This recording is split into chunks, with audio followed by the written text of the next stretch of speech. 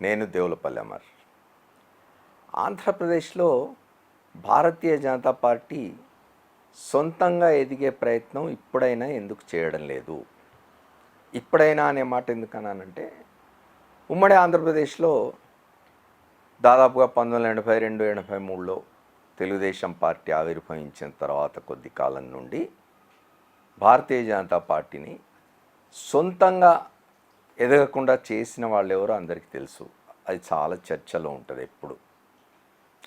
తెలుగుదేశం పార్టీకి ముఖ్యంగా ఎన్టీ రామారావును అధికారంలోంచి దించేసి పార్టీని ప్రభుత్వాన్ని హస్తగతం చేసుకున్న చంద్రబాబు నాయుడుకు అనుకూలంగా ఉండడం కోసం అని చెప్పి బీజేపీలోనే ఒక నాయకుడు ఆంధ్రప్రదేశ్లో బీజేపీని ఎదగకుండా చేసినాడనేది విమర్శ.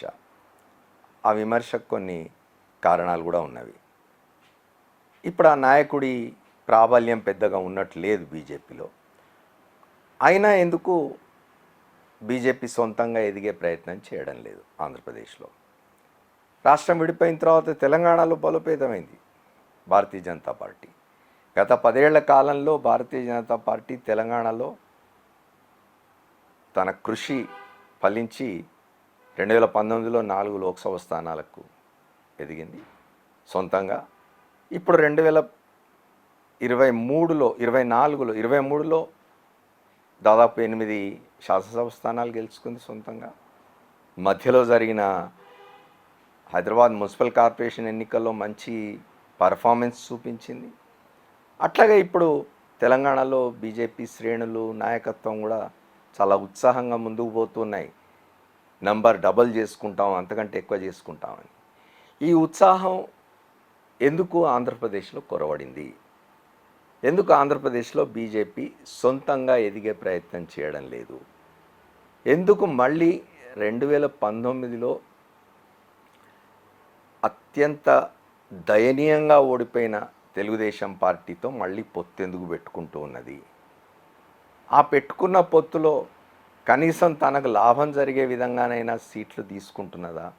ఆ తీసుకున్న సీట్లలో తన పార్టీకి, భారతీయ జనతా పార్టీకి విధేయులైన వాళ్ళని పోటీకి నిలబెట్టుకుంటున్నదా అంటే అది లేదు. భారతీయ జనతా పార్టీ పొత్తుల్లో భాగంగా ఆంధ్రప్రదేశ్లో తీసుకున్న 10 శాసనసభ స్థానాల్లో కూడా చంద్రబాబు నాయుడు తన విధేయులకు టికెట్లు ఇప్పించుకున్నాడని, అట్లాగే భారతీయ జనతా పార్టీ రాష్ట్ర అధ్యక్షురాలిగా ఉన్న పురంధేశ్వరి గారు భారతీయ జనతా పార్టీ బాగు కోసం కాకుండా తాను సొంతంగా తాను మెచ్చిన వాళ్ళ పేర్లే ప్రతిపాదించినారని ఇట్లాంటి విమర్శలు చాలా వస్తున్నాయి. నిజానికి భారతీయ జనతా పార్టీకి సంబంధించిన నాయకుల్లో తీవ్రమైన అసంతృప్తి నెలకొన్న ఆంధ్రప్రదేశ్లో ఈ 10 స్థానాలకు, 10 శాసనసభ స్థానాలకు, 6 లోక్సభ స్థానాలకు అభ్యర్థుల్ని ప్రకటించిన నేపథ్యంలో బీజేపీలో మేము పని చేయలేము ఎన్నికల్లో అని చెప్తున్న వాళ్ళు ఉన్నారు. నిజానికి చాలా కాలంగా బీజేపీతో ఉన్నవాళ్ళు, బీజేపీకి విధేయులుగా ఉన్న వాళ్ళకి టికెట్లు రాలేదు. ఒక సోము వీరాజుకు టికెట్ రాలేదు, ఓ జీవీఎల్ నరసింహరావుకి టికెట్ రాలేదు, ఓ మాధవ్కి టికెట్ రాలేదు, ఓ విష్ణువర్ధన్ రెడ్డికి టికెట్ రాలేదు.